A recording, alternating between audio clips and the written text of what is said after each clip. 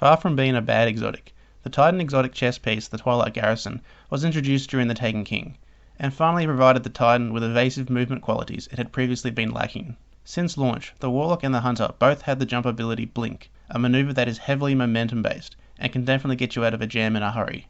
But the Titans never had Blink, and coupled with their inherently short melee range, there were some calls for balancing from the community. Whether or not it would have made sense to actually grant the Titans Blink, they definitely did need some form of evasion, particularly in PvP.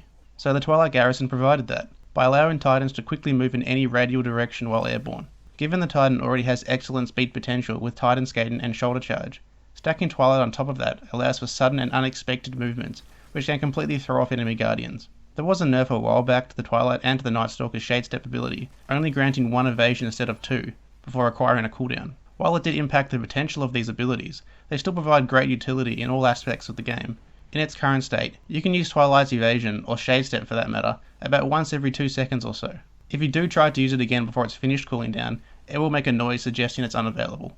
Alright, let's go over the perks and create a build. The Twilight already has the fixed special or heavy ammo node, instantly making this exotic more appealing.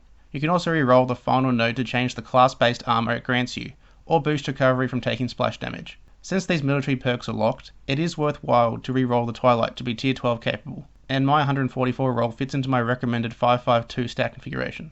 The exotic perk grants evasion while airborne, or more simply, you can elect to move in any direction while airborne, even against momentum. It is for this reason that Twilight is difficult to fight against, because there is no easy way to judge which direction a player will evade in. Same goes for Shade Step, which also isn't momentum based, but with Blink, you could more or less judge where someone was going based on their movement. Anyway, the Garrison grants evasion while airborne, which is entirely subclass neutral, so naturally, there is potential across all subclasses and across both arenas. Starting with the Crucible, Twilight can be great when coupled with a high speed build using Shoulder Charge or Juggernaut, but since the nerf to activating Juggernaut while airborne, Shoulder Charge would be my choice.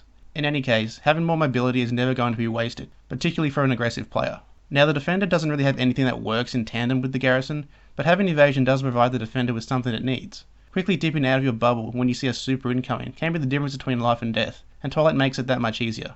The Sunbreaker can make good use of the Garrison too, and can even spec for more speed when using Fleet Fire and Sun Charge. Again, it's never going to be a bad choice to go with the Garrison, since it doesn't require you to have a super or ability charged, and it can make enemy guardians waste their super on you. So out of these 3 subclasses, I would usually roll with the Striker, for PvP at least. Overload melees are great since you're running a low strength stat, and Shoulder Charge with Transfusion is a great setup. Just in case anyone isn't, you should always be using increased control on a Titan, unless you specifically need increased height for a particular purpose, but even then, control will probably get the job done. Okay, so what about PvE? The increased heavy ammo perk is great, but the Armamentarium does already include that perk. The evasion properties are definitely useful, but not to the same extent as they are in the Crucible, since AI targeting is obviously different to humans. I have been saved by Twilight a number of times in PvE, where I probably would have died had I not been wearing the exotic, but I still feel that a Titan has a range of outstanding PvE exotics already, and the Twilight doesn't really need to be used in PvE. When you've got things like Ruin Wings, Armamentarium, and the Thagomisers, I would suggest using one of them over the Garrison for most PvE content. Although, I will make one exception. Twilight is a top tier PvE exotic amongst the elite guardians interested in speedruns and specific challenges. Since you can bump yourself forward with Twilight and continue Titan skating, it will help you reach your destination faster and thus help you with a speedrun. You'll see a lot of people who hold the world records for speedruns using Twilight, so it definitely has its place in PvE. Anyway, to finish up, use Twilight. It's never going to let you down, it's by no means a bad exotic, and when used correctly, it will make you a harder target. Thanks for watching guys. If you want to make a suggestion for the next exotic to cover, let me know in the comments below. Catch you later.